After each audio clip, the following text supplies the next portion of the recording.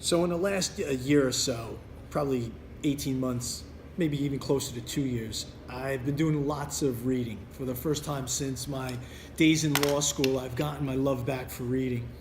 And I've talked a lot about it on social media and at various events. And perhaps some people are tired of it by now, but I strongly encourage Staten Islanders of all ages to find that love for reading again. I got a book in front of me called Farsighted by Stephen Johnson. It's gotten lots of acclaim. And it's about the processes that we undergo or should undergo in making, not the decisions, not those spur of the moment or those quick decisions, but impactful decisions that will last a lifetime. And that is sort of the latest moment of thought that's taken place. Lots of conversations with my team, and for all the criticisms about elected officials, for all the comments about politicians, I get to come into this building every day and work with a team of people who care, and their only mission is to get shit done. And so we have found ourselves the last few years ensconced in this really amazing battle. We came here in 2014, and I said to Deputy Borough President Ed Burke and the team, let's figure out what's real and what's not real, stuff that we've inherited. And one of those things was the Kroc Center. And I won't belabor the point because you've heard me rant on and on about it. But we breathed life into a building and a process that was dormant, was 8 years into it. And we thought we could bring it to life. And it was everything that the North Shore needed. It was no happenstance that Stapleton was selected by the Salvation Army. It was a national search for the right location, and that very much was the right location. And that thing didn't happen, and you guys know the story. And to this day, I'm still pissed off about it, because had leaders gotten behind it, we wouldn't have lost that. And that led to this struggle about, where's the pool going to go? Where's the indoor pool going to go? And I have had a very distinct opinion, and I think I'm right. Maybe the other folks think they're right. And I've watched, instead of getting 2 bites at the apple, Staten Islanders sort of cannibalize each other and only get 1 bite at the apple. And I've watched it until recently, in this pitting the Cromwell Center versus Kroc, which was a mistake, and those folks made a mistake doing that. And I'm watching it now, pitting Cromwell Center versus where I think the pool should go at Petrides. And so you look at, there's $100 million allocated, a commitment the mayor made to me privately. Wasn't $100 million initially, but the mayor said, we screwed up, our administration screwed up, we needed to get you the $20 million for Kroc. We want an indoor pool, we'll get it done. And then he said that publicly. By the way, that came about, if you think about it, because when we got to Borough Hall, we breathed life into the Kroc Center. That's why there's a commitment out there by the mayor for $20 million, $25 million, $50 million, $75 million. Now it's $100 million that has been allocated. That doesn't happen unless this Borough Hall team comes to Borough Hall and breathes life back into the Kroc Center, and the Kroc Center has its untimely demise. I think people forget that, and they suddenly think there's $100 million that has fallen from the sky, and that somehow some other group is entitled to this, that, and the other thing. I don't see it that way. That money materialized because of the work in this office, the commitment that this team put in place, the mistakes made by the Blasio Administration, the fact that the mayor was big enough to acknowledge those mistakes and has tried to make amends for it. Anyway, I've gotten into the minutia and the tension that has existed. So, we try to live what we preach, and I'm amazed every day at the certainty. My God, the certainty on social media. You are so certain there in the ether that you're right about an issue that other people live and breathe every day, but you're right, and I'm just amazed by it. But then you say to yourself, you don't want to make that same mistake. So you find yourself, I'm going to win this battle. I'm right. I'm going to win this battle. And you dig deeper, and then they dig deeper.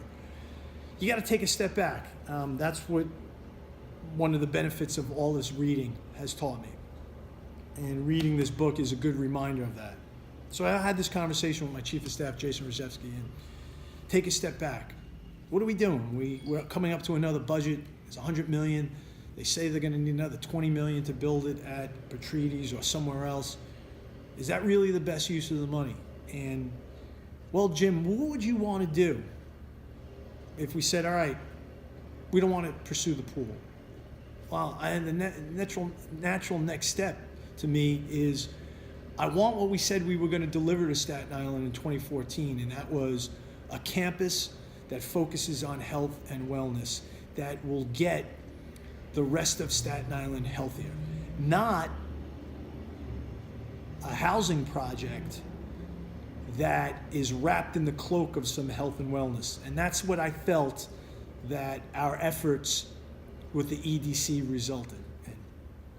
And I wasn't happy with that, and that's why you haven't heard us talk about the health and wellness campus on the grounds of Seaview or the RFP, because I wasn't happy with the RFP. I don't need a new community that has a few health and wellness components, and we're going to make the people living in that new community healthier and more well.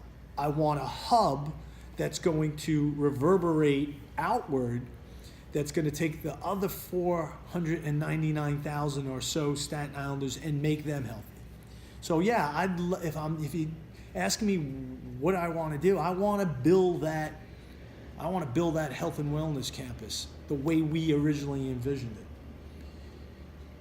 We have other conversations, other dots over the weeks and the months and the years, and then we start connecting it. And here's what we have come up with. Health and Wellness Campus, Seaview Hospital, diabetes ravaging all parts of this borough. People say, I was diagnosed, I'm pre-diabetic.